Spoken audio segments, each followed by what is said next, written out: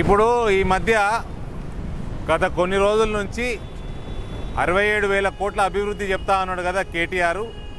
67,000 కోట్లలో ఉన్న అభివృద్ధిలో ఇదొక భాగం.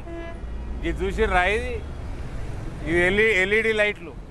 ఈ ఎల్ఈడి ఈ స్ట్రిప్స్ ఇవి ఈ తీగలు 50 రూపాయలు మీటర్ దొరుకుతుంది. 50 రూపాయలు మీటర్ ట్రూప్ బజార్లో చైనాకి వెళ్ళి వస్తాయి ఇవన్నీ. ఇంకా 30 రూపాయలకు కూడా దొరుకుతుంది. ఇది జర మంచి క్వాలిటీ పెట్టిండు అనుకుందాం, 50 రూపాయలు మీటర్ ఉంటుంది. వీడికి వెళ్ళి ఆందాక ఈ స్ట్రీట్ లైట్లు ఏదైతున్నాయో ఇవి మొత్తం తిప్పి కొడితే 20 మీటర్లు ఉంటుంది, లేదా 25 మీటర్లు ఉంటుంది. 1000 రూపాయల నుంచి 1500 రూపాయలు ఉంటుంది. దీనికి ఊహించుకోండి గవర్నమెంట్ కాంట్రాక్టర్కి ఎంత చెల్లించింది. ఊహించుకోండి మీరు ఊహించుకోండి.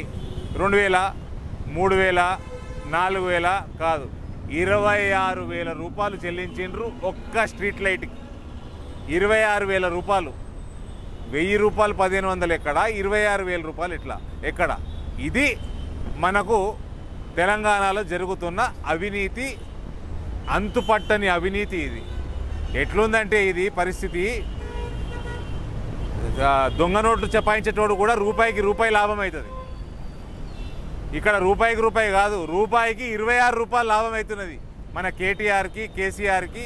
ఇవన్నీ టెండర్లు పిలిచేది, ఫైనల్ చేసేది ఇసుంటివన్నీ కేటీఆర్, కవిత, హరీష్ రావు కూడా పక్కకు పోయింది. ఈ మధ్య వీళ్ళిద్దరిదే నడుస్తూ ఉన్నది. సంతోషరావు ఒకడు, గీళ్ళు. ఇది ఈ కుటుంబ పాలన జరుగుతూ ఉంటే రాష్ట్రంలో గిట్ల ఉంటుంది. 1000 రూపాయలు ఏడా, 26,000 రూపాయలు ఏడా. చిన్నప్పుడు చదువుకునేటప్పుడు ఆ చెంబల్ వ్యాలీలా డెకాయిట్లు ఉంటారు, బందిపోట్లు ఉంటారు. ట్రైన్లు పోతుంటే ట్రైన్లు ఆపి లూటీ చేస్తారు, బండ్లు పోతుంటే బండ్లు ఆపి లూటీ చేస్తారు. ఉన్న వస్తువులన్నీ కట్టుబట్టలతో వదిలేస్తారు, వేరే అన్ని ఎత్తుకపోతారని వింటుంటివి. వాళ్ళు కూడా గిట్ల సంపాదించలే. వాళ్ళు గన్నులు వేసుకొని తిరుగుతూ ఉన్నారు, గుర్రాల మీద గన్నులు వేసుకొని. ఈయననేమో కేటీఆర్ ఏమో ఒక్క సంతకంతో రూపాయికి 26 రూపాయలు సంపాదిస్తుండ్రు. గందుకాయ అన్నారేమో పెద్ద మనుషులు, గన్ను కంటే పెన్నుకు ఎక్కువ బలం అని. ఇదేనా గన్ను కంటే పెన్నుకు ఎక్కువ బలం అంటే?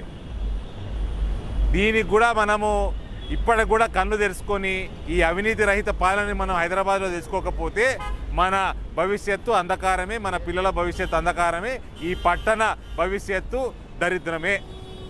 దయచేసి ఇప్పటికన్నా కన్ను తెరుచుకొని మన మోదీ గారికి, భరతమాత ముద్దుబిడ్డ, నికార్సైన భరతమాత ముద్దుబిడ్డ మోదీ గారికి, అవినీతి రహిత పాలన కోసం తిప్పలు పడుతున్న మోదీ గారికి మన ఒక్క ఓటు వేసి భారతీయ జనతా పార్టీని గెలిపిద్దాం. భారత్ మాత